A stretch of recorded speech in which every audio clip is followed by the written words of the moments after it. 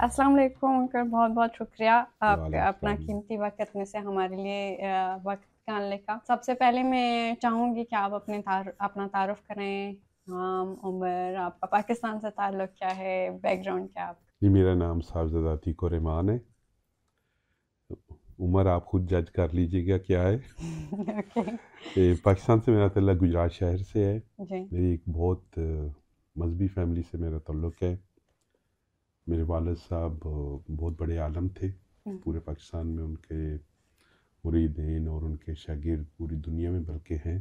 और एक middle class family से ताल्लुक है मेरा। तालीम कहाँ से हासिल की जी, और मैंने किस दर्जे तक? मैंने matric public model high school से किया और एफएससी मैंने सर सैयद डिग्री कॉलेज से की।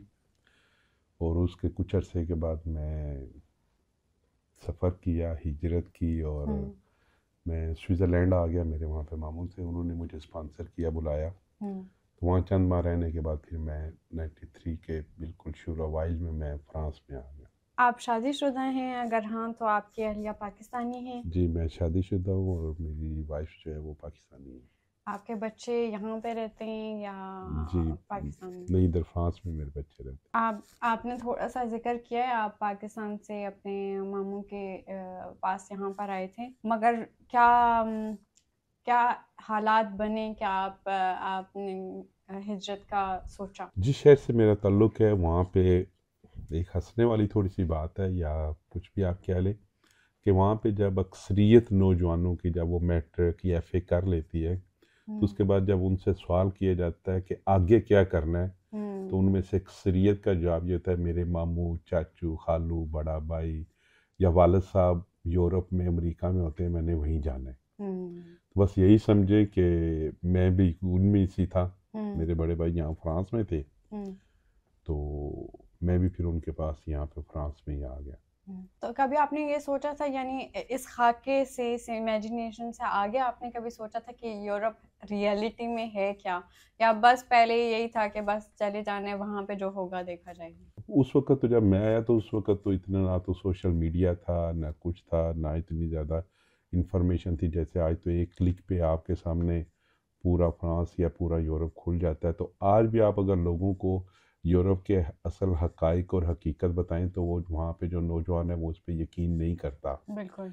तो मैं आज से आपको 30 साल पहले की बात बता रहा हूँ। हुँ, तो खुद सोच लें कि अगर कोई यूरोप के बारे में बताता भी होगा हुँ, तो हम यकीन नहीं करते थे। और बल्कि मेरे साथ काफ़ी दफ़ा ऐसे है कि यहाँ से जाके वहाँ पे जो मुझसे थोड़ी नौजवान लोग थे, मुझसे कम उम्र थे, कि अगर यूरोप की कोई बात हुई है या परदेश की बात हुई है तो उनको अगर हक़ाइक़ बताने की कोशिश की है तो आकर से हंस के मजाक में टाल देते हैं, जैसे हम उनको गलत गाइड कर रहे हैं या हुँ, हम उनसे गलत बयानी कर रहे हैं। हुँ। तो ये या हम मसला ये उनकी कि बुराई चाहते हैं, हम जी उनको नहीं चाहते कि वो भी वो आएँ। भी हैं, वो ये और हुँ, वो तो बड़ा साफ कहते हैं जी कि अगर वो ऐसे ही तो आप लोग वहाँ क्या कर रहे हैं।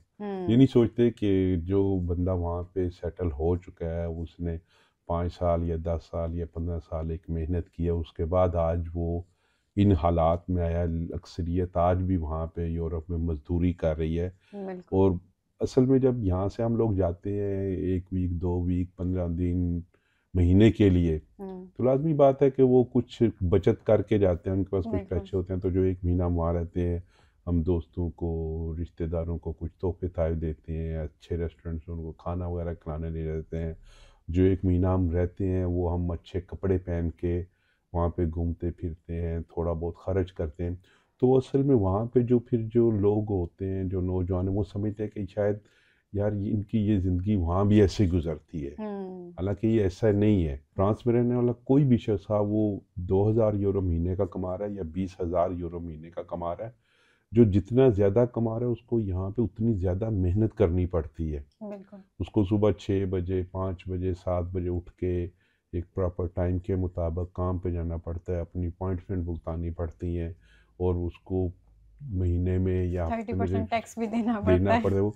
तो हुँ, वहाँ पे ऐसा रिवाज में असल में नहीं है। पाकिस्तान में हुँ, रिवाज ये है कि जो जितना अमीर होता जाता है वो उतना ज़्यादा फ़ारग होता जाता है। वहाँ पे हुँ, लोग आपको सस्ते मिल जाते हैं, जो आपका हुँ, काम सँभालते हैं, जो कानूनी रुकावटें हैं वो बहुत कम हैं। हुँ, वहाँ पे जैसे कहते हैं कि फ़ाइल को पहिये लग जाते हैं, आप पैसे दें और جائز ناجائز ہر قسم کا کام کروا لیں. تو یہاں پہ ایسے نہیں ہے. یہاں پہ دوسرا یہاں کے لوگوں کی ایک روٹین لائف بن جاتی ہے کہ لوگ یہاں پہ متحرک رہنا پسند کرتے ہیں. بالکل لوگ یہ نہیں چاہتے کہ بے شک ان کا کام چل رہا ہے، پیسے آ رہے ہیں تو اب سست ہو کے گھر بیٹھ جائیں. یہاں پہ جتنا بڑا کوئی پتھرون ہے، جتنا بڑا کوئی کاروباری بندہ ہے، اتنا زیادہ ٹائم اپنے کام کو دیتا ہے.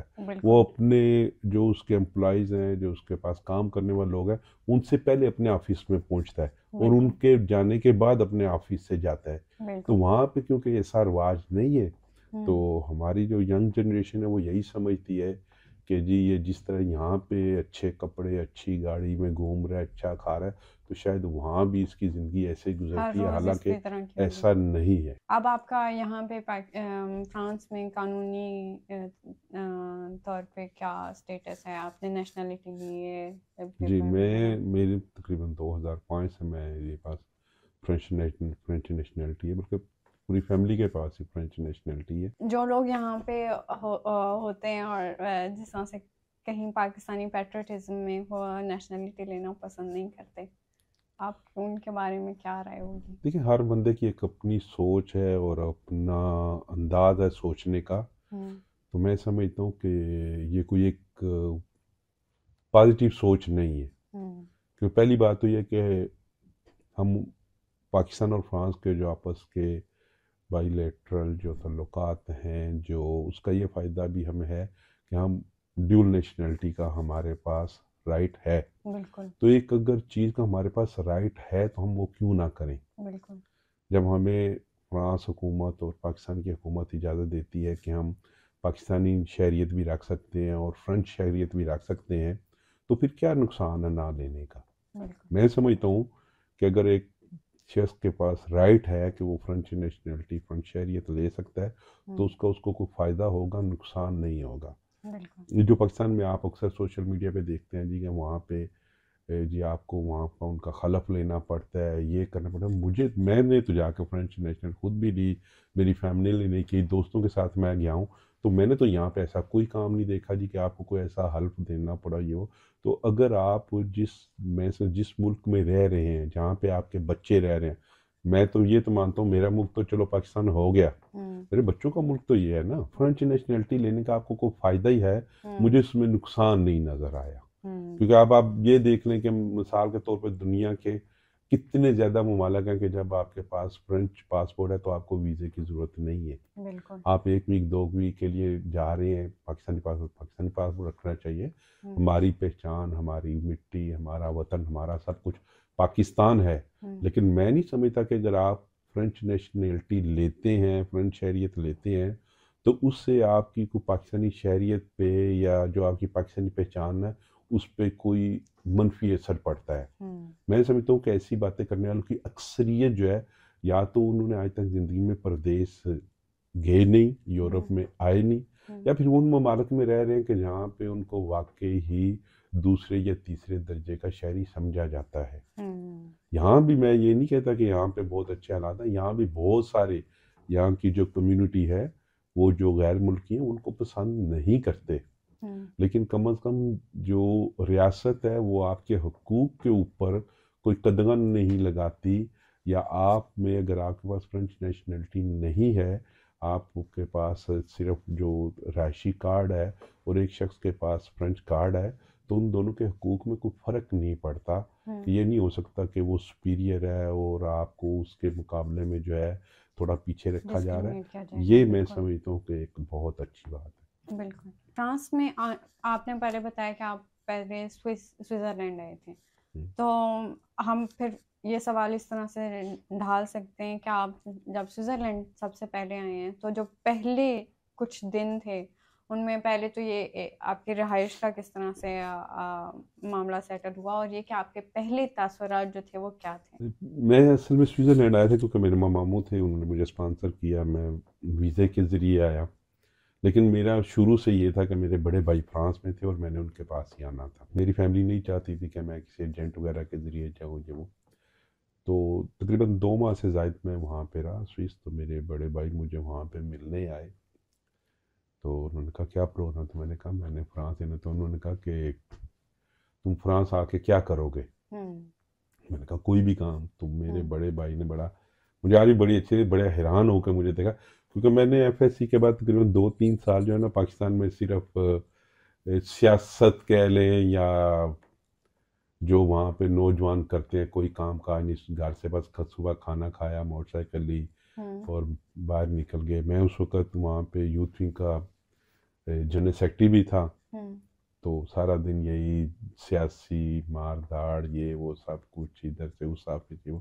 تو وہ سمجھتے تھے کہ یہ اس نے جو 2-3 سال اپنا وہاں پہ جس طرح کی زندگی گزاری ہے کہ کوئی کام نہیں کیا تو یہاں بھی آ کے کوئی شاید کام نہ کر سکے. میں نے کہا کوئی بھی کام؟ میں نے کہا جی بالکل کوئی بھی کام. تو ہاتھ پڑے تو کیونکہ وہ تو دیکھ رہے تھے کیسے حالات ہیں، ان کو تقریباً 4 سال فرانس میں ہو چکے تھے. تو یہ بات ہوئی جب میں پھر فرانس آ گیا، میں کوئی 10-15 دن میں گھر رہا تو میرے بھائی کا ایک چھوٹا سا گھر علیحدہ تھا اور ان کا ایک کمرہ تھا ایک ہاسٹل میں فوائر میں، وہاں پہ ان کا ایک دوست رہتا تھا. تو پھر مجھے انہوں نے اس کے ساتھ ہی رکھوایا. تو وہ مجھے 10-15 دن کہتے یار چلو میں تمہیں آج اپنے ساتھ کام پہ لے چلوں. تو میں اس کے ساتھ کام پہ چلا گیا.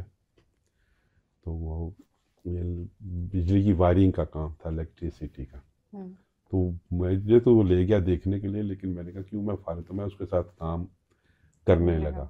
تو 2-3 دن میں گیا اس کے ساتھ. تو اس کا جو پتھرون وہ دن میں ایک چکر لگاتا تھا. پہلے دن اس نے اس سے پوچھا کون ہے، تو اس نے کہا میرا روم میٹ ہے، تو گھر میں فارغ ہوتا ہے تو میں اس کو ساتھ لے آؤں کا کام دیکھے بجائے گھر رہنے کے. تو اس خود بھی ایک دن مجھے 4-5 دن کے بعد پتھرون کہتا ہے کہ اپنے کام کرنا ہے. میں نے کہا جی میں کام ہی کرنا ہے. تو کہتا ہے جی آپ کل سے پکی ہے. پھر اس کے بعد میں نے یہیں پہ کچھ پاکستانی فیملی سے ایک فیملی تھی، انہوں نے مجھے بلایا تو میں نے ان کے بچوں کو اردو اور قرآن مجید پڑھانا شروع کیا. میری روٹین یہ ہوتی تھی کہ میں منڈے کو صبح نکلتا تھا گھر سے، کام کرتا تھا 5 بجے تک. اس کے بعد میں ٹرین پہ 2-3 فیملی تھی، ایک فیملی کی طرف جاتا تھا. یعنی میں تقریباً شام کو 9 سے 10 بجے گھر آتا تھا. اور یہ میری روٹین پورے 5 دن تھی. پھر سیچرڈے کو بھی میری وہ ذرا کم ہوتی تھی، سیچرڈے میں صرف 2-4 گھنٹے کے لیے. اس کے بعد پھر میں ہاسٹل سے ایک اپارٹمنٹ میں شفٹ ہو گیا ایک دوست تھا بھائی کا، ان کے ساتھ، کیونکہ ان کی شادی ہوئی تو انہوں نے علیحدہ رہ رہے تھے وہ تو، لیکن ان کو کیونکہ وہ شادی کے لیے ایک ڈومیسائل چاہیے تھا تو ان کو ایک فلیٹ لینا پڑا علیحدہ. تو وہ اکیلے کرایہ نہیں دے سکتے. تو بھائی نے کہا یار پلیز تم آپ ان کے ساتھ شفٹ ہو جاؤ. تو ہم دونوں رہتے تھے، لیکن میری عادت تھی کہ میں رات کو 10 بجے بھی آؤں تو میں جو میری باری کی ہنڈیاں ہوتی تھی میں وہ بنا کے، کئی دفعہ ویکینڈ پہ میں یہ کرتا تھا کہ جب یہ سارے کوئی گھومنے پھرنے چلے جاتے تھے تو میں 2 ہنڈیاں بنا کے ان کو فریج ڈال کے، تاکہ کوئی مجھے یہ نہ کہ یار تم اپنے کام کے لیے جاتے تو اپنی باری. تو یہ کہ الحمدللہ، اور میں بڑا خوش ہوتا. یہ نہیں میں کہتا کہ میں جی 18 گھنٹے کام کرتا تھا میں مار جاتا تھا، نہیں، میں بڑا خوش تھا.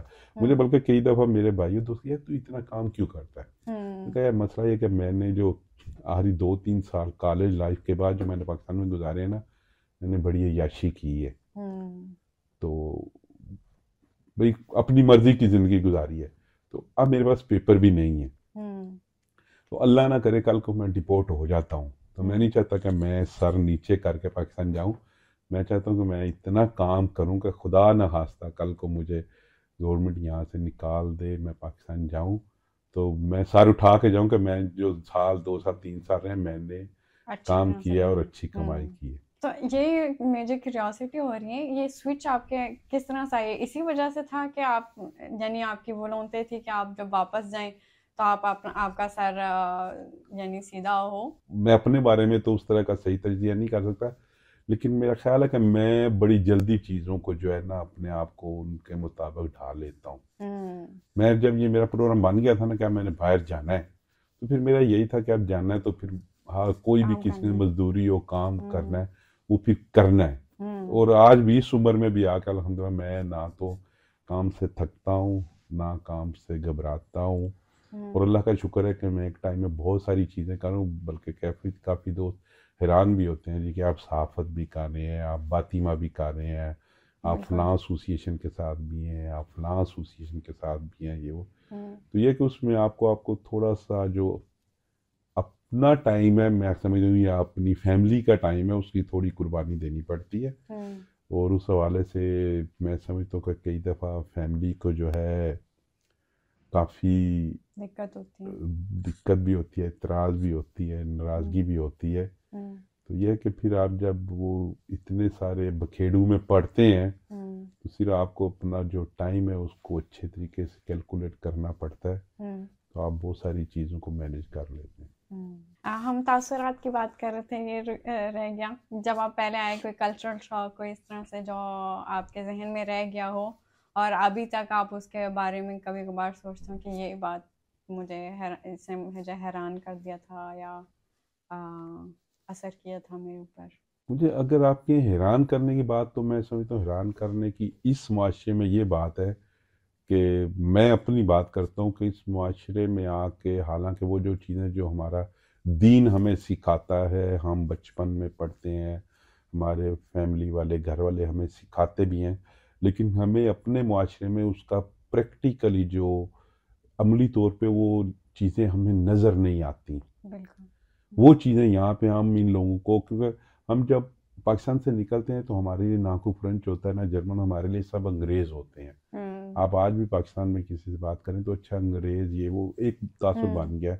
تو ان لوگوں کے پاس جن کو ہم لوگ کافر کہتے ہیں یا انگریز کہتے ہیں، میں سمجھتا ہوں کہ انسانیت کے لیے، میں عوام کی بات کر رہا ہوں، میں ریاست کی، حکومت کی، یورپین حکومت جو ہے ان کی باتیں نہیں کر رہا، میں جو عام پبلک ہے یہاں پہ، کہ ان لوگوں میں انسانیت ہم سے بہت زیادہ ہے. کسی بھی شام کو کسی بھی چوک میں چلے جائیں یا بستی میں چلے جائیں، ریپبلک میں، آپ کو سینکڑوں فرینچ لوگ ملیں گے جو غریبوں کو کھانا کھلا رہے ہیں، نہ ان کو کوئی تصویر کا شوق ہے، نہ کسی خبر کی ضرورت ہے، بس وہ کر رہے ہیں. اور بہت عرصہ پہلے، اب تو شاید اس سے زیادہ ہوگا، کہ آج سے کافی عرصہ پہلے میں نے ایک ڈاکومنٹری بھی دیکھی اور پڑھا بھی کہ فرانس کی 6.5 کروڑ آبادی تھی اس وقت، اب تو میرے خیال 6.70 کروڑ قریب ہو گئی ہے، کہ 6.5 کروڑ آبادی میں 1 کروڑ لوگ جو ہیں وہ مختلف این جی او کے ساتھ جو ایسوسیشنز ہیں سماجی اور فلاحی جو لوگ ہیں، 1 کروڑ سے زائد لوگ رضاکارانہ طور پہ کام کرتے ہیں.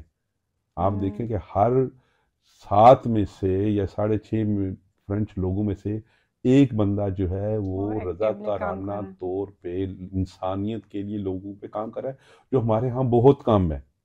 اگر ہم ایک طرف دیکھیں تو کہتے ہیں جی کہ پاکستان میں صدقہ خیرات کرنے والے دنیا میں سب سے زیادہ 5ویں 6 نمبر پہ ہیں.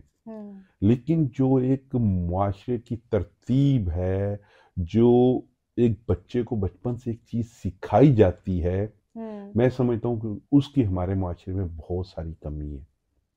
یہ جو آپ بات کر رہے تھے وقت مینجمنٹ کی، کہ ایک بندے کے پاس زیادہ سے زیادہ کام آتا جاتا ہے اور وہ اپنے شیڈیول کو اس طرح سے ڈھالتا ہے، اپنے دن کو اس طرح سے ڈھالتا ہے کہ وہ سارے کام کر سکے. ایک طرح سے اگر ہم دیکھیں اس معاشرے میں، جس طرح سے بچہ چھوٹا ہوتا ہے، اس نے پہلے اسکول جانا ہے، پھر اس نے جوڈو پہ جانا ہے، پھر اس نے میوزک کا لیسن لینا ہے، تو ایک طرح سے ان کی یہ ہوتی ہے کہ بھائی اسکول ہر چیز نہیں ہے، اور یہ کہ آپ نے یہ ساری ایکٹیویٹیز بھی کرنی ہے تو آپ کو ٹائم مینجمنٹ کرنی ہے، آپ کی ایک روٹین ہے جو آپ نے فالو کرنی ہے ہر دن.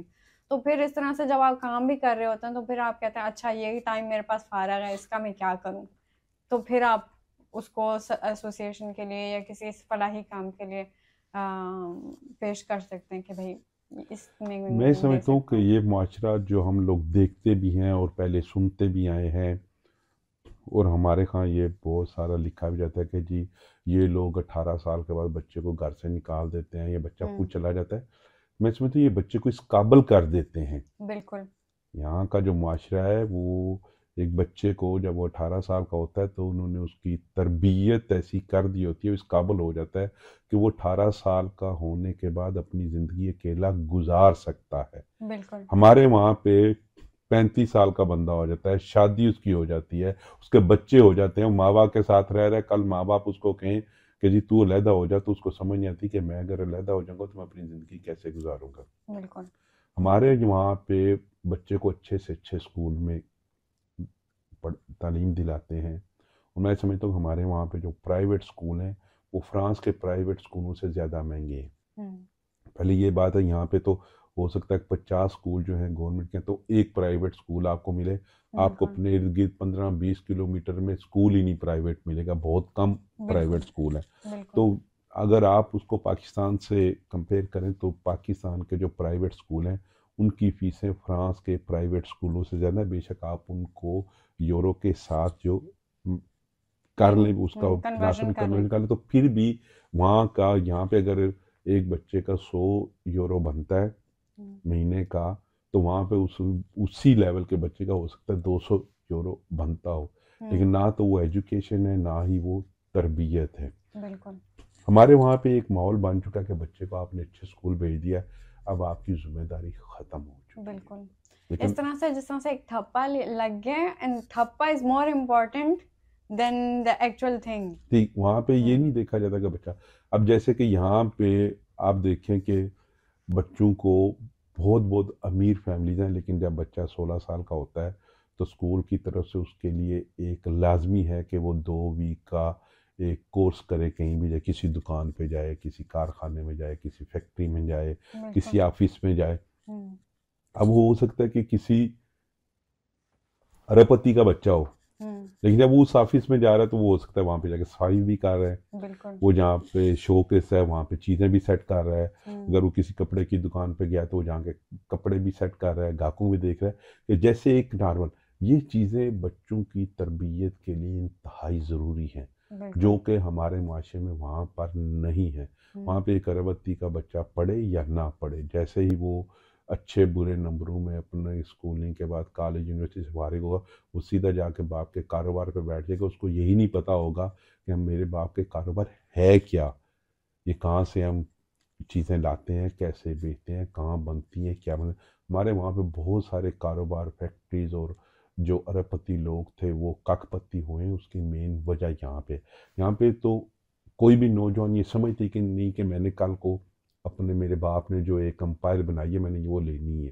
میں خود یہاں پہ دیکھ چکا ہوں, میں ایک بہت بڑی کمپنی تھی جس کے ساتھ ہم نے بہت سال کام کیا. ان کے تقریباً 600 سے زائد ان کے پاس امپلائیز تھے. ان کی تقریباً فرانس میں 25-30 برانچیں تھیں. تو ہمارے یہاں پہ ہمارے جو لڑکے ہمارے پاس کام کرتے ہیں وہ یہاں سے 250 کلومیٹر دور کام کرتے تھے. تو وہ جو کمپنی کا ہیڈ آفس تھا اس سے 100 کلومیٹر تھا زیادہ سے زیادہ. تو ایک دن میں مہینے میں 1-2 دفعہ وہاں جاتا تھا. تو کھانا ہم دوپہر کا اکٹھا کھاتے تھے. تو ایک دن ہم کھانا کھا رہے لڑکے تھا, تو ایک بڑا ینگ سا لڑکا آیا, تو جو فور مین تھے کمپنی کے ان کے ساتھ جو فرینڈ تھے, تو میں نے لڑکوں سے پوچھا یہ کون ہے, تو کہتے ہیں یہ مالک کا بیٹا ہے. تو ہمارے ساتھ بیٹھ کے کھانا کھا رہا ہے, اور ہمارے جو لڑکے پاکستانی انڈین تھے وہ اس کا مذاق بھی اڑا رہے ہیں. تو وہ بعد میں مجھے بتاتا ہے کہ یہ ہمارے ساتھ کام کرتا ہے, شام کو صفائی یہ کرتا ہے.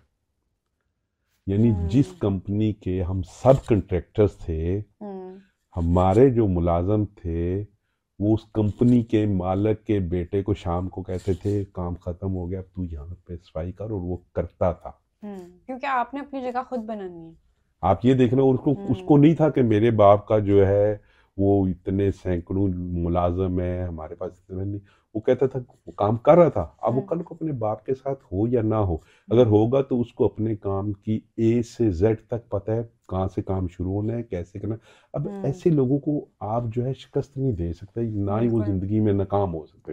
ہمارا ایک جنرل اسٹور تھا یہاں پہ, تو میں سامان لینے جاتا تھا اوبرویلیہ میں. تو وہاں بھی میں نے یہ دیکھا کہ یہودی وہ سارا اس وقت, آج کل تو وہاں پہ سارے چائنیز آ گئے, اس وقت یہودی ہوتے تھے وہاں پہ. تو میں نے 12 سال کے 14 سال کے بچوں کو جب چھٹیاں ہوتی تھی اسکول وغیرہ کی, تو میں نے دیکھا تھا وہ آ کے وہاں جو شو روم ہوتے تھے دکان پہ, وہاں پہ کام کرتے تھے. اب جو بچہ 12-14 سال میں اپنے باپ کے کاروبار کے ساتھ لگ گیا اور نیچے سے شروع کر رہا ہے, اس کو پتہ ہے پیکنگ کیسے کرنی ہے, آرڈر کیسے لینے ہیں, کون سی چیز کہاں پہ پڑی. آپ کیسے کہتے ہیں, ہم کہتے ہیں جی کہ فلاں قوم نے فلاں کاروبار پہ قبضہ کر لیا, ہاں وہ چائنیز ہیں, یہودی ہیں. کچھ میں سمجھتا ہوں کہ یہ ان لوگوں نے محنت کی ہے, ان کے بچوں نے محنت کی ہے, اور محنت بھی ہم لوگوں سے بہت زیادہ کی ہے. اگر یہ قومیں آج آگے آ گئی ہیں تو یہ کوئی معجزہ نہیں ہوا, اور نہ ہی کوئی اللہ تعالیٰ نے ان کو خصوصی طور پہ, ہاں میں سمجھتا ہوں اللہ تعالیٰ نے خصوصی طور پہ یہ نوازا ہے کہ ان کے دماغ میں محنت بھر دی ہے, ان کو اپنی عقل کو استعمال کرنا سکھا دیا.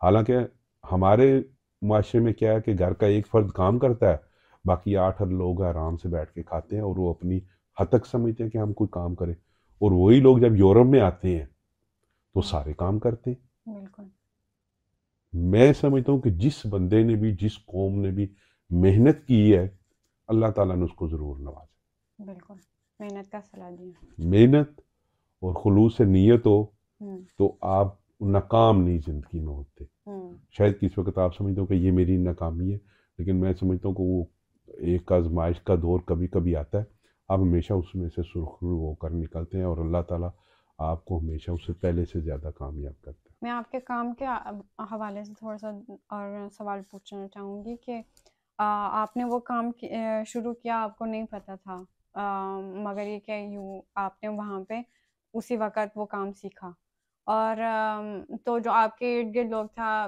جو کام دینے والے تھے، پاتھوں تھے، وہ کس طرح کا رویہ آپ کے ساتھ اپناتے تھے؟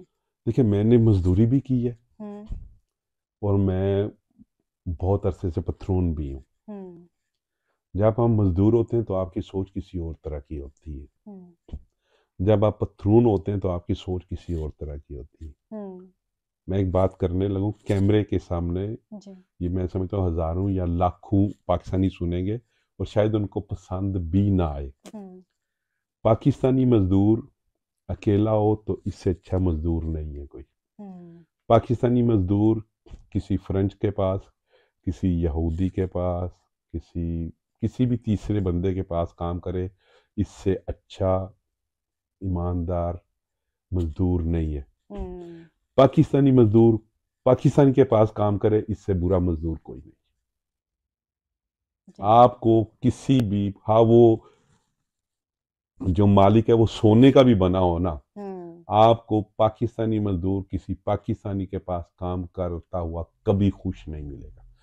وہی مزدور کسی فرنچ کے پاس، کسی یہودی کے پاس، کسی انڈین کے پاس کام کرے گا، جتنا وہ کام کرتا ہے اس سے زیادہ کام بھی کر کے دے گا، ہوں ٹھیک ہے، اور کوشش کرے گا کہ کس طرح میں اس کو خوش رکھوں۔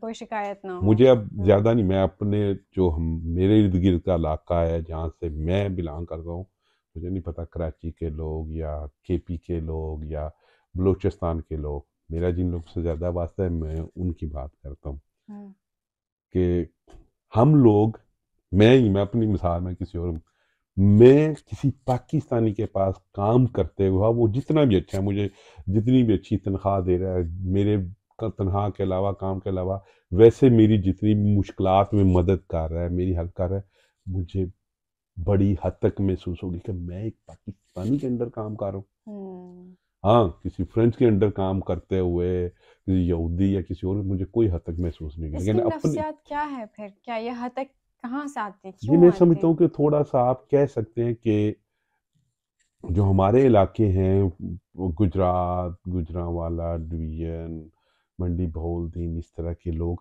ہمارے وہاں پہ چودراہٹ بہت زیادہ ہے۔ یہ کیا ہوتا ہے؟ چودراہٹ، ہم چودھری لوگ ہیں جو، اوکے تو ایک، میں سمجھتا ہوں کہ کسی انفرادی شخص کا قصور نہیں ہے، ہوں ایک وہاں پہ ایک معاشرہ ڈیولپ ہی ہوا، آپ جہاں پہ بڑے ہوتے ہیں آپ اپنے گرد وہی ماحول دیکھتے ہیں، ہاں وہ آپ کی فیملی ہے، آپ کا گاؤں ہے، آپ کا محلہ ہے، آپ کی ارد گرد ایک ماحول ہے، تو اس ماحول میں جب آپ بڑے ہوتے ہیں تو اس فطرت کو، اس چیز کو تبدیلی ہوتے بہت عرصہ لگتا ہے۔ اگر آپ کے جی آج آئے ہیں کل چینج ہو کے بڑا مشکل ہے۔ تو میں سمجھتا ہوں کہ جیسے ہم یہاں پہ آپ دیکھ لیں کہ ہمارے لوگ ایک دوسرے کو قبول کرنے میں بڑا مشکل محسوس کرتے ہیں۔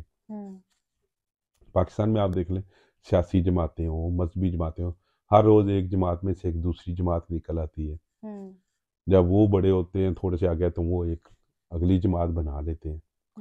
کہ ہمارے یہاں پہ ایک معاشرے میں اہل بندے کو اس کی اہلیت کے حوالے سے قبول کرنا بڑا مشکل ہے۔ ہم یہ نہیں کوشش کرتے کہ ہم اپنے اندر محنت کر کے، ہمت کر کے، حوصلہ کر کے اپنے اندر وہ جذبہ پیدا کریں یا اپنے اندر وہ اہلیت پیدا کریں کہ ہم خود اس بھی جگہ پہ چلے جائیں یا اس سے آگے چلے جائیں۔ ہماری کوشش یہ ہوتی ہے کہ وہ جو کر رہا ہے اس کو کسی طریقے سے نیچے لائیں، اس کو نیچا دکھائیں، وہ بھی اس کے راستے میں رکاوٹیں ڈالیں. یہ نہیں کوشش کرتے کہ ہم محنت کر کے آگے جائیں. ہماری بالکل کوشش ہوتی ہے کہ جو بندہ محنت کر رہا ہے کسی طریقے سے اس کے راستے میں رکاوٹیں ڈالیں. جو محنت کر رہا ہے وہ تو آپ کو اوپر کھینچے گا اگر آپ اس کو موقع دیں، اگر آپ اس کو اسی طرح کا کام دیں جس طرح کا آپ کسی اور کو دے رہے ہیں. تو اگر وہ آج اس جگہ پہ ہے، کل آپ بھی اس جگہ پہ پہنچ سکتے ہیں. جس طرح سے آپ نے بتایا پتخوں کا بیٹا جو ہے وہ کام کر رہا ہے نیچے، مگر یہ کہ اگر وہ سارے سٹیپس لیتا ہے، کیونکہ آپ بھی تو سارے سٹیپس لے کے اوپر پہنچے ہیں، تو اگر وہ سارے سٹیپس لیتا ہے، ایک بیکمز ڈیسٹنی کہ بھائی اس نے پہنچنا ہی پہنچنا ہے وہاں پہ. کس طرح کون سی چیز اس کو روک پائے گی؟ مگر یہ کہ ہم چاہتے ہیں شارٹ کٹ، یا تو شارٹ کٹ ہو میں جائے یا وہ سمجھتا ہوں بھی کہ اسی نیمبو پہ آ جائے. ہماری جو کمیونٹی ہے، میں سمجھتا ہوں ہمارے مقابلے میں جو دوسرے ممالک یہاں پہ کمیونٹی ہے، آپ دیکھیں کہ اگر کسی ریسٹورنٹ میں ایک سری لنکن چلا گیا ہے نا، تو اگلے 3-4 سال میں اس ریسٹورنٹ میں جتنے بھی لوگ کام کرنے وہ سارے سری لنکن ہوں گے. جی بالکل بالکل، سولیڈیرٹی ہے. کوئی انڈین چلا گیا تو وہ بھی ایسا ہوگا. ہمارا بہت کام ہے، ہماری کوشش ہوتی ہے کہ ہم اگر 4 پاکستانی ایک ریسٹورنٹ میں کام کریں تو یار کسی طریقے سے 3 جو ہے نا یہاں سے دفع ہو جائیں، یہ فارغ ہو جائیں. یہ ہے، اب شاید تھوڑی سی چینجنگ شروع ہو گئی ہے، لیکن شروع میں یہ تھا. ہم کہیں نہ کہیں میں سمجھتا ہوں کہ کسی نہ کسی نہ جو ہمارے شعور میں ہے، ہم کسی خوف کا شکار رہتے ہیں. کوئی چیز ہے، کوئی ہے کہ ہم بھئی ہم جیسے آپ نے سولیڈیٹی میں جتنے ہم اپنے لوگ ہوں گے اتنے ہم مضبوط ہوں گے، اتنے بہتر ہوں گے. بالکل. لیکن ہمارا یہاں پہ بہت مشکل ہے. یہاں پہ جانتا ہوں اکیلے پاکستانی یہودیوں کے پاس کام کرتے ہیں، وہ اتنے زیادہ پڑھے لکھے بھی نہیں. یقین کریں کہ یہودی لاکھوں یورو ان کے حوالے کر کے سکون سے سوتے ہیں. بالکل. ان کو پتہ ہے کہ یہ پاکستانی ہے، نہ یہ فراڈ کرے گا، نہ یہ بھاگے گا، نہ کچھ. ایک لڑکا ہے میرے پاس، ایک لڑکا کام کرتا ہے، اس کے ساتھ وہ لڑکا رہتا ہے. کہتے ہیں اس کو تنخواہ بھی دیتے ہیں، جب وہ سال کے بعد پاکستان جاتا ہے اس کو 8-10 ہزار یورو وہ ویسے فالتو دے دیتے ہیں کہ تو اپنی فیملی کے لیے تحفے طائف لے جا کچھ. اور آپ دیکھیں وہ بڑا نارمل سا لڑکا ہے، نہ تو کوئی بڑا کوئی پی ایک نارمل جیسے مزدور ٹائپ ہے. اور اس کے چابیاں تک انہوں نے اپنے گوداموں کی جن میں لاکھوں کروڑوں کا سامان ہوتا ہے وہاں پہ دیتے ہیں. ہمارے لوگ بہت اچھے ہیں، لیکن ہماری جو بھی پرابلمز ہیں نا تھوڑی بہت، وہ ہماری اپنی کمیونٹی میں ایک دوسرے کے درمیان ہے. لیکن ہم دوسرے لوگوں کے ساتھ ہمارا رویہ، اتفاق بہت اچھا، ہم لوگوں کو جو ہے ایک بڑا اچھا امیج دیتے ہیں. ہم فرینچ لوگوں کے ساتھ کام کرتے ہوں یا کسی اور کے ساتھ. جو آپ ریلیشن شپ کہہ رہے تھے کہ پاکستانی اگر کسی پاکستانی کے ساتھ کام کرے تو اچھا نہیں کرے گا، لیکن اگر کسی انگریز کے ساتھ کام کرے گا تو اچھا کرے گا. یہ میرے سوال آیا کہ میں ادھر بڑا ہوں تو پاکستان سے میرا اتنا رشتہ اسٹرانگ نہیں ہے. تو یہ جو ہے اگر پاکستان میں بھی ایسا ہے کہ اگر کوئی پاکستانی کے ساتھ کام کر رہا ہے تو، یا صرف یہ جو چیز ہے کہ اگر کوئی پاکستانی کے ساتھ کام کرے گا اور اچھا نہیں کرے، صرف پردیس میں ہوتا ہے یا یہ پاکستان میں بھی؟ نہیں، پہلی بات ہے جو میں نے بات کی ہے نا آپ کو، وہ 100% نہیں ہے، ایسے جنرل بات ہے. اکثر ایسا ہوتا ہے.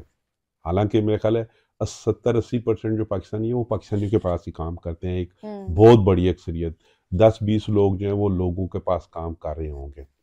تو پاکستان میں تو یہ ہے کہ میں سمجھتا ہوں کہ ویسے ہی مزدور کا جو استحصال کیا جاتا ہے. یہاں پہ آپ مزدور ہیں، آپ کسی پاکستانی کے پاس کام کریں گے، آپ کے کچھ رائٹس ہیں، اور اگر وہ 100% آپ کے رائٹ نہیں بھی دیتا ہے تو 80 یا 90% آپ کے رائٹ دیتا ہے. آپ یہاں پہ اگر کسی پاکستانی یا فرینچ کے پاس کام کر رہے ہیں تو اگر اس پاکستانی یا فرینچ نے 10 سال میں مکان اپنا لیا ہے تو آپ کم از کم 25-30 سال میں اپنا چھوٹا سا اپارٹمنٹ، ہاں بے شک آپ مزدور ہیں یا چھوٹا سا گھر لینے کے قابل ہیں، یعنی گورنمنٹ کے قوانین کے تحت آپ کو اتنے اجرت اس نے ضرور دینی ہے کہ جس سے آپ ایک گاڑی لے سکیں، قسطوں پہ لیں، گھر لے سکیں. پاکستان میں تو یہ ہوتا ہے کہ ایک بندے کے پاس 10, 20, 50, 100 بندہ کام کر رہا ہے، وہ تو ہو سکتا ہے ہر مہینے دوسرے مہینے ایک اچھا گھر اپنے لیے بنا کے بیچ کے خریدے، جو جی چاہے کرے. لیکن وہ مزدور ساری زندگی جو ہے، ساری زندگی وہ ایک موٹر سائیکل بھی نہیں لے سکتا کہ وہاں پہ استحصال اتنا زیادہ ہے. دوسرا کیونکہ وہاں پہ تو ہے ہی پاکستانی، تو وہاں کرنا. میں سمجھتا ہوں کہ پاکستان میں جو کام کرنے والے ہیں وہاں بھی یہی پرابلم ہے کہ جو کام کرنے والے ہیں وہ مزدور سے خوش نہیں ہیں. اور جو مزدور ہے وہ اپنے مالک سے خوش نہیں ہے.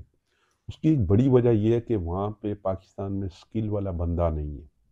یہاں پہ ایک بچہ جب وہ 16 سال کا ہوتا ہے تو میرا خیال ہے اس کا 80% 90% بچوں کو پتہ ہوتا ہے کہ میں نے اب آگے زندگی میں کیا کرنا ہے. میں نے کسی آفس میں جاب کرنی ہے, میں نے انجینئر بننا ہے, میں نے ڈاکٹر بننا ہے, میں نے الیکٹریشین بننا ہے, میں نے پلمبر بننا ہے. تو وہ 16 17 یا 18 یا لیسے کے بعد یا بک کے بعد وہ اسی فیلڈ میں چلا جاتا ہے. وہاں پہ آپ تو یہاں پہ بڑے ہوئے ہیں جس میں وہاں پہ ہر بچہ جو کالج تک پہنچ گیا وہ اس کے ذہن میں ایک ہی بات ہے, میں نے یا ڈاکٹر بننا ہے یا انجینئر بننا ہے. حالانکہ 100 بندے کی کلاس میں سے شاید ایک بچہ میرٹ پہ آئے گا.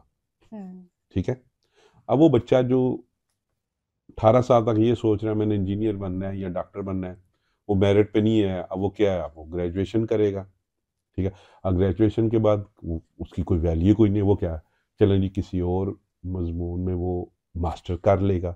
اب ماسٹر بھی آپ کر لیں, اب ماسٹر کر کے آپ کوئی اسپیشلٹی تو آپ کے پاس ہے نہیں, تو آپ کیا کریں, اب آپ ڈھونڈتے رہتے ہیں مجھے کسی آفس میں جاب مل جائے, میں وہاں پہ ذرا ٹائی لگا کے چلا جاؤں, پیسے بے شک کم ہو. پاکستان میں جو بھی کوئی کاروبار کر رہا ہے, ہاں وہ چھوٹا یا بڑا, حکومت کی طرف سے جو سختیاں ان کو چھوڑ کے, جو وہاں پہ بجلی کی پرابلم ہے اس کو چھوڑ کے, یا جو حکومت کی طرف سے ثانیہ نہیں ہے ان کو چھوڑ کے, جو لوگ بھی وہاں پہ اپنا کوئی چھوٹا موٹا کاروبار کر رہے ہیں, کیونکہ بہت سارے ایسے کاروبار ہیں جہاں پہ آپ ٹیکس ہی نہیں حکومت کو دیتے. اگر تو آپ نے ایک اپنا کوئی کارخانہ لگا لیا, دکان بڑی بنا لی, آپ کاغذ میں آگے. اب ریڈیو والے لوگ بہت, میرے محلے کا ہے, جب میں لاسٹ ٹائم پاکستان گیا ہوا تھا تو گجرات, تو فرام دوست سب سے ہوتی ہے, ہم ساتھ اکٹھے بڑے ہوئے, کوئی 2 سال چھوٹا ہے کوئی 2 سال بیٹھا ہے, تو مجھے ملا تو اس کہتا ہے بھائی جان کیا حال ہے, ٹھیک ہے. تو وہ اب وہ ریڑھی لگاتا ہے سبزی کی. اس نے مجھے کہا بھائی جان میں نے اپنے بچے کو آسٹریلیا بھیجا ہے پڑھنے کے لیے, ٹھیک ہے, اور ساتھ جہاں پہ وہ ریڑھی لگاتا ہے اس کے پیچھے وہ دکان تھی, وہ شاید پاکستانی 2 3 4 کروڑ روپے کی ہو, اور کہتا ہے میں نے یہ دکان بھی خرید لیا ہے وہ ریڑھی سے. اب مجھے بتائیں جب ایک بندہ ایک آفس میں کام کرتا ہے پاکستان میں 25,000 40,000 50,000 یا زیادہ سے زیادہ کوئی بینک مینیجر 1.5 2 لاکھ تک, وہ 1.5 2 لاکھ میں ساری زندگی اتنی بڑی دکان ہی لے سکتا, نہ اپنے بچوں کو آسٹریلیا بھیج کے پڑھا سکتا ہے. بالکل. ہماری پوری قوم نوکری کے پیچھے بھاگ رہی ہے, بالکل کاروبار کے پیچھے نہیں بھاگتی, کیونکہ وہ سمجھتی ہے کہ ایک ہمارے شعور میں ہے, ایک نفسیات میں, کہ شاید ہاتھ سے کام کرنا جو ہے ہم لوگ کچھ حد تک سمجھتے ہیں اس کو. اور یہ نہیں کہ وہ کوئی برا کام ہے, ہاں وہ بجلی کا کام ہے, پلمبر کا کام ہے, رنگ کا کام ہے, ان لوگوں کو ہماری جو نوجوان نسل ہے اس کو اپنی حد تک سمجھتی ہے. حالانکہ ہو سکتا ہے ایک رنگ کا کام کرنے والا ایک ہفتے میں اتنا کما لے کہ جو آفس میں بیٹھ کے پورا مہینہ بندہ کماتا ہے وہ اس سے زیادہ کما لے. کہ یہ کہ ہمارے وہاں پہ اس طرح کی تربیت ہی نہیں بچے کی جاتی کہ بیٹا پڑھنا ایک علیحدہ بات ہے, آپ کو اس سے شعور ہوتا ہے, زندگی میں بہت ساری جو مشکلات ہیں آپ کی اس سے ختم ہوتی ہیں, آپ کو آسان حل ملتے ہیں. لیکن ہاتھ سے کام کرنا ہنر جو ہے, ہنر جیسی کوئی چیز بھی نہیں ہے. ہنر والی پاکستان میں نہ ہونے والی بات ہے کہ آپ بچے, ماں باپ کی بھی کوشش اتنی نہیں ہے کہ سکھائیں, یا پھر وہ جو کوئی بہت غریب فیملیز ہیں وہ بچے کو بھی 8 10 سال کا ہوتا ہے, ان کے پاس اور کوئی چوائس ہی نہیں ہے کہ اس کو کسی ورکشاپ میں ڈال دیتے ہیں, کہیں بھی کر دیتے ہیں وہ. لیکن وہی بچہ جب 8 10 سال کے بعد جب اس کے پاس ہنر آتا ہے تو وہ پڑھے لکھے لوگوں سے 10 گنا زیادہ کماتا ہے. بالکل. تو میں سمجھتا ہوں جتنی زیادہ ہماری آبادی ہے پاکستان کی, ہمارے وہاں پہ جو ٹیکنیکل جو کالج ہیں یونیورسٹیز ہیں یہ زیادہ ہونے چاہیے کہ دوسرے اسکول کے. کیونکہ وہ ہے ہی نہیں پروفیشنل. اسی طرح سے کہ آپ خود ہی آرگنائز کر لیں, کسی کو ورک شاپ میں ڈال دیں تو آپ کی اپرینٹسشپ ہو جائے گی, ورنہ کوئی یعنی نہ ہونے کے برابر ہیں. جو ہمارے وہاں پہ جو ٹیکنیکل ایجوکیشن دینے والے ادارے ہیں وہ سمجھے کہ نہ ہونے کے برابر ہیں. اور میں سمجھتا ہوں کہ دوسرے اداروں کی نسبت وہ زیادہ ہونے چاہیے. بچوں کو آپ میٹرک تک دیں تعلیم, اس کے بعد میں سمجھتا ہوں کہ اگر ایک بچہ کسی ایسے ادارے میں 4 سال بھی لگاتا ہے تو اس کو کوئی ہنر آ جاتا ہے تو وہ اپنی اور اپنی فیملی کا پیٹ پالنے کے قابل ہو جاتا ہے اچھے طریقے سے. دوسری طرف وہی بچہ جو میٹرک کے بعد 4 سال یا 6 سال یا 8 سال پڑھتا رہتا ہے اس کو اگلے 5 6 سال 8 سال کوئی جاب ہی نہیں ملتی، کوئی جاب ہے ہی نہیں. اگر جاب ہے تو وہاں پہ اس کو اتنی کم سیلری ملتی ہے کہ اس سے وہ اپنا جتنے پیسے وہ دوران تعلیم اس کے والدین اس پہ خرچ کرتے ہیں منتھلی، وہ اتنے پیسے بھی اس کو تنخواہ سے نہیں ملتے. وقت تھوڑا سا ہم لمیٹڈ ہیں، باتیں بہت انٹرسٹنگ ہیں. مجھے یہ ہوتا ہے کہ اگر اور زیادہ ٹائم ہوتا تو ہم ان سارے سوالات کہ ہم آپ سے آپ کی اوپینین لیتے، مگر ایک سوال میں نے کرنا تھا آپ سے صحافت کے بارے میں. کیا آپ نے صحافت بھی شروع کی؟ جس طرح سے آپ نے بتایا کہ آپ نے شروع کہیں اور سے کیا تھا، پھر صحافت کی ضرورت کیوں پڑی اور کہاں سے آپ نے شروع کی اور کہاں پر ہے آج؟ اصل میں ہوا یہ کہ کام تو میں جب سے فرانس میں آیا ہوں تب شروع کیا اور آج تک وہی کام کر رہا ہوں ایز اے سب کنٹریکٹر. میں خود بھی کام کرتا ہوں، میں خود بھی الیکٹریشین ہوں. آج بھی میں اپنے ہاتھ سے کام کرتا ہوں. ہاں بے شک میرے ساتھ کچھ لوگ بھی ہوتے ہیں کام کرنے کے لیے. صحافت ایسے ہو کہ یہاں پہ اس وقت تقریباً روزانہ یا دوسرے دن اخبار پہنچ جاتا تھا، کیونکہ 4 5 فلائٹس آتی تھی پاکستان سے. تو کئی دفعہ تو ہوتا تھا کہ مثلاً آج کا اخبار آج ہی شام کو یہاں پہ پہنچ جاتا تھا. تو اس وقت انٹرنیٹ وغیرہ بھی نہیں تھا، نہ ہی کوئی پاکستانی ٹی وی چینل تھے. یہاں پہ ایک بزرگ ہوتے تھے جو نوائے وقت میں کام کرتے ہیں. وہاں پہ جو ہم یہاں پہ اگر کوئی ایکٹیویٹی کرتے تھے تو وہ بائی ڈاک بھیجتے تھے پاکستان، تو ہفتے بعد وہ چھپ کے تو آ جاتا، کیونکہ جتنی دیر جاتی تھی خط جاتے ہوئے. تو وہ یہاں سے یو کے چلے گئے، تو پھر کوئی بندہ نہیں تھا یہاں پہ. تو میں اس وقت میں ایک سیاسی جماعت کا بڑا ایکٹیو ممبر تھا. تو یہاں پہ مجھے یاد ہے پروفیسر احسن اقبال صاحب جو منسٹر بھی ہیں نون لیگ کے، اس وقت تو صرف مسلم لیگ ہوتی تھی، تو وہ یہاں پہ آئے ایک دورے پہ. تو ہم نے ان کے اعزاز میں کھانا کیا. تو مجھے فوٹوگرافی کا شروع سے شوق تھا. جب میں فرانس آیا تو آتے ہی میں نے ایک چھوٹا سا کیمرہ خرید لیا. تو میں تصویریں وغیرہ بناتا رہتا تھا. تو مجھے دوست کہتے ہیں یار ابھی اس کی خبر کیسے بھیجیں؟ تو سب نے کہا تم اس کی خبر بنا کے بھیجو نا. تو تصویریں تو ویسے میں بناتا تھا. اس وقت وہ دوسرے کیمرے ہوتے تھے، جائیں جی جا کے تصویریں جو ہیں ڈیولپ کروائیں. تو میں نے وہ رپورٹ بنا کے بھیج دی. تو ہفتے کے بعد جو اخبار آیا اس میں وہ چھپ کے آ گئی. پھر ایک دور ایسے موقع تو میں نے بھیج دی، وہ بائی ڈاک ہی بھیجتے تھے. تو اتفاقی بات میرے ذہن میں نہیں تھا، میں صرف پیچھے نام لکھتا تھا، کوئی ڈریس وغیرہ نہیں لکھتا تھا. تو پھر انہوں نے اخبار میں چھوٹا سا ایک اشتہار دیا کہ آپ ہم سے نہ اس نمبر پہ رابطہ کریں اور اپنا ایڈریس اور فون نمبر وغیرہ بھیجیں. تو اس وقت ابھی ہر بندے کے پاس موبائل بھی نہیں تھا. وہ موبائل تھے تھوڑے سے، لیکن وہ تھے وہ جو بڑے بڑے کھمبوں کے پاس جو ہے نا، انہوں نے نکالا تھا ایک فون. وہ صرف پیرس اور پیرس کے قریبی علاقوں میں کھمبے کے اوپر ایک سٹیکر لگاتے تھے، تو اس سے سگنل چلتے تھے. تو میرے پاس تو میں نے پھر وہیں سے میں نے ان کے ساتھ شروع کر دیا. پھر انہوں نے مجھے اپنا اعزازی نمائندہ بنا دیا. تو یہ صرف میرا آپ کہہ سکتے ہیں کہ شروع سے آج تک شوق ہی رہا ہے، یہ کوئی کمائی کا ذریعہ نہیں رہا. مگر آپ بتا رہے تھے کہ آپ نے نوائے وقت کی پہلی یہاں پہ ایجنسی کھولی تھی. ایجنسی نہیں مگر یعنی نہیں، میں آپ یہ کہہ سکتے ہیں کہ اس وقت جو یہاں پہ لوگ موجود ہیں سب سے پرانا، عمر میں تو مجھ سے زیادہ بھی لوگ شاید ہیں، لیکن سب سے پرانا میں ہوں، کیونکہ ایک دو اور جو دوست تھے وہ فوت ہو گئے، اللہ ان کو جنت نصیب کرے. ایک ساتھ وہ یہاں سے چلے گئے. تو اس کے بعد ہمارے ایک دوست تھے اپنا جسارت کے میاں امجد صاحب، وہ آج کل ہمارے پریس کلب کے صدر ہیں. ایک خبریں کے دوست تھے، ایک شبیر بدر مروم تھے، وہ فوت ہو گئے. پھر میں نے اصل میں سب سے پہلے فرانس میں 2002 میں پاکستان پریس کلب کی بنیاد رکھی تھی. میں نے اس کی رجسٹریشن کرائی تھی، اور ایکٹیو صحافی جو اس وقت ہم 4 لوگ تھے، جنگ لندن، خبریں، جسارت اور نوائے وقت. تو اس کے بعد اس پہ ہم نے کرایا. پھر ہم نے وہاں پہ اس پہ بہت پروگرام بھی کیے. ایس ایم ظفر صاحب کو بلایا، جو بھی کوئی امبیسڈر صاحب ہوتے تھے.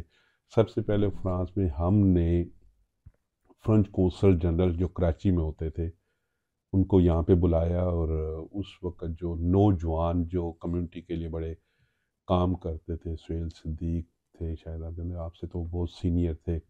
98 میں کچھ اسٹوڈنٹ پاکستانی بہت ایکٹیو رہے ہیں یہاں پہ. یونیورسٹی ڈوفن میں انہوں نے پاکستان کے کلچر کے حوالے سے بہت پروگرام کروائے، اور ایک دو یونیورسٹی میں. تو ہم نے پھر جب فرنچ کونسل جنرل کو بلایا تو مختلف جو نوجوان اس وقت ایکٹیو تھے جو نوجوانوں کے آپس میں سیمینار وغیرہ کرواتے تھے، تو سب سے پہلے ہم نے اس فرنچ کونسل جنرل سے ہم نے ان کو ایوارڈ دلوائے. یہ ہم نے کیا 2010 میں. تو یہ کہ بہت ایکٹیو رہے کسی زمانے میں ہم. پھر یہ ہے کہ زندگی بہت اور کلب بن گیا، ایسے ہوا صحافی بھی بہت زیادہ ہو گئے، تو پھر وہ کچھ نا اتفاقیوں کی وجہ سے وہ جو ہم کام کرتے تھے وہ اس طرح نہ ہوئے جو پہلے کرتے تھے. آپ نے ابھی اپنی سیاست میں کے بارے میں بات کی ہے کہ آپ بہت ایکٹیو ممبر ہیں، تو ہم جب آپ کے اوپر ریسرچ کر رہے تھے کہ یہ سوالات کیا پوچھے تو ہم نظر آتا ہے کہ آپ بڑھ چڑھ کے پاکستانی سیاست میں حصہ لیتے ہیں. تو یہاں پر ہمارا سوال پھر یہ تھا کہ یہاں پر فرانس میں رہ کے پاکستانی سیاست کو کا نمائندہ رہنا آپ کے لیے کیا امپورٹنس رکھتے ہیں؟ 2002 تک جب تک میں نے پریس کلب کی بنیاد نہیں رکھی، میں سیاسی طور پہ بہت ایکٹیو رہا، ایک جماعت کے ساتھ بہت ان کا کوئی عہدے دار بھی رہا کیونکہ ایک ہی مسلم لیگ تھی. لیکن جب میں نے 2002 میں پریس کلب کی بنیاد رکھی تو میں اس کا فاؤنڈر پریزیڈنٹ بھی تھا. تو اس کے بعد میں نے کہا جی بے شک میری ایفیلیشن کسی بھی جماعت کے ساتھ ہو، میں نے اب کسی بھی جماعت کا عہدہ نہیں لینا. تو پھر 2002 سے آج تک میں نے کسی بھی سیاسی جماعت کا کوئی عہدہ نہیں لیا. لیکن اللہ کا شکر ہے کہ جتنی بھی سیاسی جماعتیں ہیں یہاں پہ، ہاں وہ مسلم لیگ نون ہے، پیپلز پارٹی ہے، گزشتہ 10-11 سال سے تحریک انصاف ایک بڑی جماعت اور متحرک ترین جماعت ہے، ان سب کے ساتھ میرا بڑا ذاتی اور بڑا قریبی تعلق رہا ہے. اور میں سمجھتا ہوں کہ یہاں اس خاص طور پہ فرانس میں رہنے کی وجہ سے، اس ماحول میں رہنے کی وجہ سے میرا وہ جو سیاسی مائنڈ سیٹ تھا وہ بہت چینج ہوا ہے. مجھے کوئی سیاستدان پاکستان کا اچھا تو ضرور لگ رہا ہے، لیکن اب میں اس کے لیے کسی کے ساتھ لڑائی نہیں کرتا، میں اس کی کرپشن کا دفاع نہیں کرتا. جو دوست یہاں پہ اپنی سیاسی پارٹیوں کے لیے ایک دوسرے کے ساتھ لڑتے ہیں میں یہ نہیں کرتا. میں سب پہ تنقید کرتا ہوں کیونکہ میرے لیے میری ایک ہی پہچان ہے، وہ پاکستان ہے. ہاں میں کسی سیاستدان کے ساتھ میرا ذاتی تعلق ہے یا میں اس کو ووٹ بھی دیتا ہوں، تو اگر وہ کسی معاملے میں غلط ہے، وہ کرپٹ ہے یا کچھ کرتا ہے تو میں کبھی بھی اس کو ڈیفینڈ نہیں کرتا. مجھے لگتا ہے کہ اس کی ہمیں دوسری قسط بنانی پڑے گی کیونکہ سوالات میرے بہت زیادہ ہیں اور میرے خیال سے آپ کے پاس کہنے کے لیے بھی کافی ساری چیزیں ہوں گی. اس سوال سے میں کنکلوڈ کرنا چاہوں گی یہ انٹرویو، کیونکہ ہم آپ کا دوبارہ دعوت دیں گے. کوئی آپ ایسا پیغام دینا چاہتے ہوں، کوئی ایسا سوال ہے جو ہم نے نہیں پوچھا ابھی تک جو ہمیں پوچھنا چاہیے تھا، کوئی ڈائریکشن، کوئی نصیحت، کوئی پیغام آپ دینا چاہیں پاکستانی دوسری نسل کے لیے؟ میں پاکستانی کی پہلی میں نسل سمجھتا ہوں کہ پاکستان کے امیج کے لیے، پاکستان کی بہتری کے لیے یہاں بیٹھ کے بھی جتنا کام اور جس اچھے طریقے سے آپ لوگ کر سکتے ہیں، شاید ہم لوگوں میں وہ کیپیسٹی نہیں تھی یا ہمارے پاس وہ وسائل ہی نہیں تھے یا ہمارے پاس وہ ریسورس ہی نہیں تھے کہ ہم کر سکتے ہیں. ہم لوگ جو آئے تھے یہاں پہ، ہم لوگوں نے جو ہمارا مین مقصد تھا وہ اپنے آپ کو سٹیبل کرنا، اپنی فیملیز کو کرنا. تو جو کام پاکستان کے حوالے سے، جو پاکستانی کمیونٹی اور معاشرے کے حوالے سے، میں سمجھتا ہوں کہ اس میں ہماری اتنی پارٹیسپیشن نہیں ہے، کیونکہ ہماری جو نسل، جو پہلی جنریشن یہاں پہ آئی تھی، اس کے اور بہت سارے مسائل تھے. اللہ کا شکر ہے کہ آپ لوگ جو یہاں پہ بڑے ہوئے ہیں یا آپ کی فیملیز یہاں پہ پہلے سے تھیں، آپ ان مسائل کا شکار نہیں ہیں، آپ کے وہ مسائل پہلے حل ہو چکے ہیں. تو جو کام آپ کر سکتے ہیں، میں سمجھتا ہوں ہم وہ نہ کر سکتے تھے اور نہ ہی ہمارے پاس اہلیت تھی. آپ یہی دیکھ لیں، یہ جو آپ کام کر رہے ہیں اور آپ کے نام سے، ثقافت پاکستان کے نام سے، کم از کم کچھ ہوگا تو آپ کو بھی حوصلہ ملے گا نا کہ آپ کچھ کر سکیں گے. اور الحمدللہ ہماری کمیونٹی میں اگر کچھ خامیاں ہیں تو ہماری کمیونٹی میں بہت ساری خوبیاں بھی ہیں. جی بالکل. آپ سیلاب زدگان کا دیکھ لیں، آپ زلزلہ زدگان کا دیکھ لیں، آپ پاکستان کے ایشو کو دیکھ لیں، آپ کشمیر کے ایشو کو دیکھ لیں، ساری کمیونٹی سو اختلافات، لڑائی اور جھگڑوں کے باوجود اکٹھی ہو جاتی ہے. بالکل. ابھی سیلاب زدگان میں میرا خیال ہے، جو میرے پاس تھوڑی بہت معلومات ہے، کم از کم €500,000 لوگوں نے یہاں سے بھیجا ہے، مختلف لوگوں نے. زلزلہ یہ ابھی جو ترکی میں زلزلہ آیا ہے، ہم نے €35,000 اکٹھا کیا، مسلم ہینڈ اور پاکستان بزنس فورم نے. مختلف مساجد نے پیسے اکٹھے کیے ہیں، پیری فیت کی مسجد ان کی ایسوسیشن نے کیا ہے، ویلے لیبلکی نے کیا ہے، نون لیگ کے دوستوں نے کیا ہے، تحریک انصاف، یعنی بہت ساری ہماری کمیونٹی میں ایسی ہیں کہ جو بڑی ہم سے منظم و پاورفل کمیونٹیز ہیں، ان میں وہ چیزیں نہیں ہیں. تو بہت سارے ینگ ابھی پچھلے 10 سال میں فرینچ پولیٹکس میں بہت حصہ لے رہے ہیں. کوئی ڈپٹی میئر ہے، کوئی ارچا ہے، کوئی کونسیے ہے، کسی نے پارلیمنٹ کا الیکشن لڑا ہے. ٹھیک ہے. اور پھر بہت سارے ینگ جو ہیں جو کروڑوں کا کاروبار کر رہے ہیں. ایک پاکستانی ہے جو یہاں پہ ان کی کمپنیز جو ہیں وہ €40 ملین کا شفٹ و فیر کر رہے ہیں. تو یہ کہ کمیونٹی ہماری میں بہت ساری خواہ، میں سمجھتا ہوں پرانے لوگوں نے تو کام کیا ہے، ان کی ان محنت اور طرح تھی، لیکن ینگ جنریشن بھی ماشاءاللہ بہت کام کر رہی ہے. بہت شکریہ.